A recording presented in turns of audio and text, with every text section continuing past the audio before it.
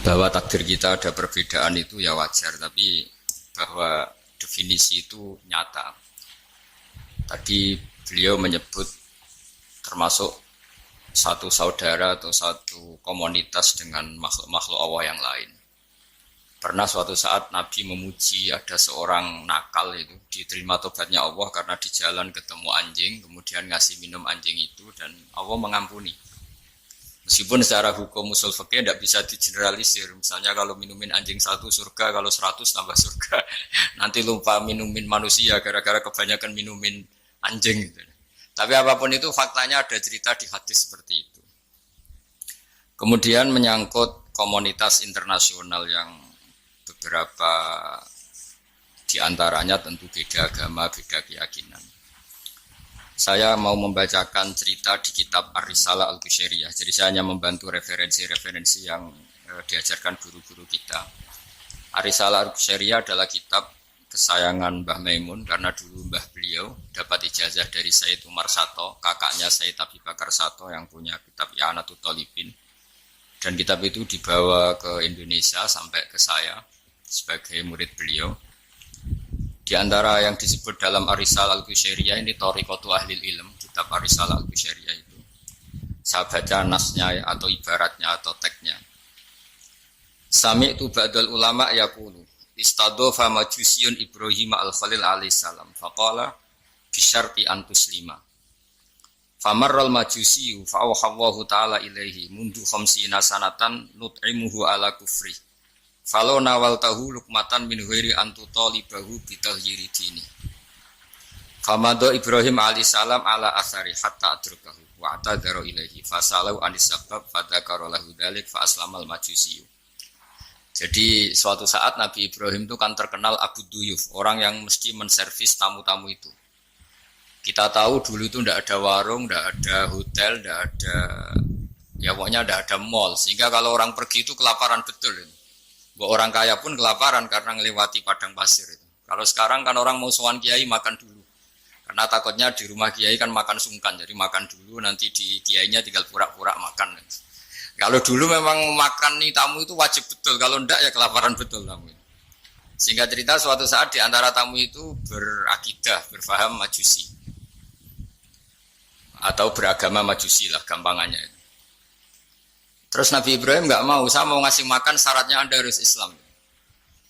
Akhirnya orang ini putus asa kemudian meninggalkan Nabi Ibrahim. Saat itu, saat orang itu meninggalkan Nabi Ibrahim, Allah memberi wahyu ke Nabi Ibrahim. Orang itu umurnya 50 tahun dan dia hidup karena tak kasih makan. Terus kata Allah, mundu khamsina sanatan nut'imuhu ala kufri. Saya yang Tuhan saja ngasih makan dia 50 tahun tanpa syarat dia harus Islam. Kamu baru dimintai makan sehari mensyaratkan Islam. Walhasil terus Nabi Ibrahim ngejar orang Majusi itu terus monggo-monggo makan di rumah saya. Singkat cerita terus orang Majusi itu tanya kenapa Anda berubah pikiran. Terus Nabi Ibrahim cerita bahwa beliau ditegur Allah kemudian harus melakukan itu. Jadi cerita-cerita seperti itu banyak. Dulu kita dengar para kiai sering cerita ketika seorang Yahudi rumahnya diusir Amr bin As untuk pembangunan masjid.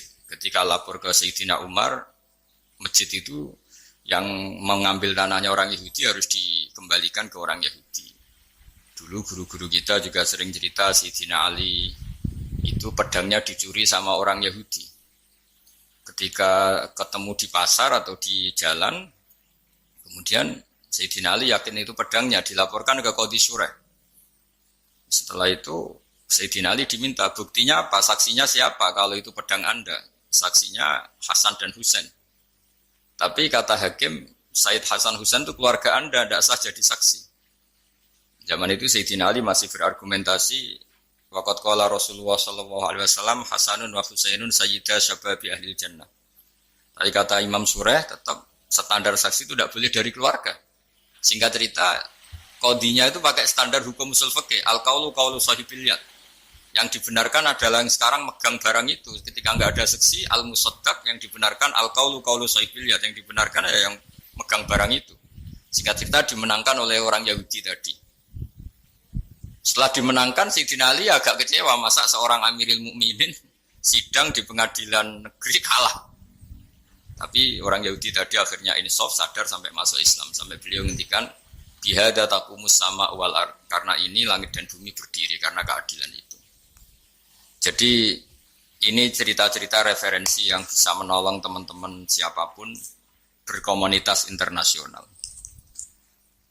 Karena pikiran saya sederhana ya, al ilmu yurisul ahwal, ilmu itu melahirkan sikap. Jadi kalau kita punya referensi yang cukup tentang toleransi, insya Allah kita hidup di mana saja punya toleransi, karena toleransi itu juga ajaran agama.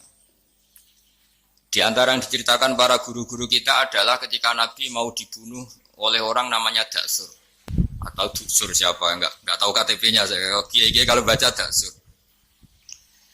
Ketika beliau sedang santai di satu tempat, tahu-tahu ada orang yang mengambil pedangnya, kemudian bilang, Mayyam na'uka minni ya Muhammad. Sekarang Anda sama saya berdua, siapa yang bisa menghalangi kamu? Nabi dengan rileks menghentikan Allah. Kemudian si Daksur ini gemetar, pedang jatuh. Kemudian diambil Nabi. Sekarang ya Daksur, Mayyam na'uka minni, yang bisa menghalangi kamu siapa? Orang itu bilang, la ahada, tidak siapapun. Nabi dengan gampangnya fa'afa'anhu, Nabi memaafkan. Padahal ini jenis harbi, jenis orang yang jelas punya niat bunuh. Terus artinya kita-kita yang ngaji di pesantren, saya ngaji di Mbah Maimun, punya Bapak Kiai Nur Salim, semuanya ngajarkan bahwa di mana-mana perang kekerasan itu ya karena kita diperangin. Udina lilladzina yuqatalun, karena kita diperangi kita boleh perang.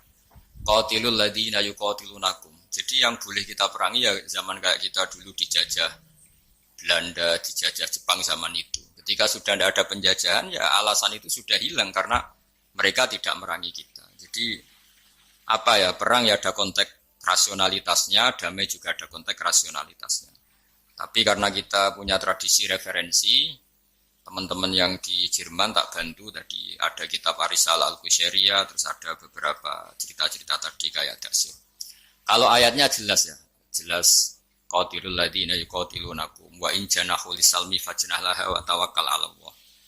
Bahkan seperti yang diceritakan Profesor Quraisy tadi, yang sedang kita benci pun bisa saja suatu saat teman. Dalam surat Mumtahanah itu atau Mumtahinah ada ayat asawwau ayyaj'ala bainakum wa bainal ladzina ataitum minhum mawaddah. Bisa saja orang yang sekarang kamu benci suatu saat kamu cintai. Wallahu qadir, itu Allah Maha Kuasa. Dan tadi saya menambahkan yang dikatakan Profesor Quraisy tentang belajar. Dulu Nabi itu enggak puasa Asyura. Tapi ketika datang ke Medina, orang-orang Yahudi itu puasa Asyura. Coba tanyakan ke mereka, kenapa puasa tanggal 10?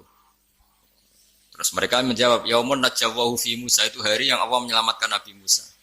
Terus fa'amara bisyami, kemudian Nabi menyuruh sahabat puasa.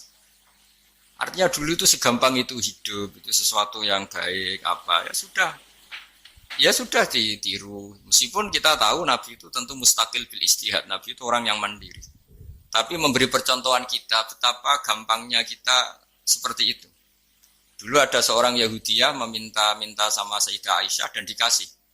Ketika dikasih, dia mendoakan semoga kamu Aisyah selamat dari siksa kubur. Zaman itu Sayyidah Aisyah itu belum tahu tentang siksa kubur sehingga beliau ingkar, enggak percaya.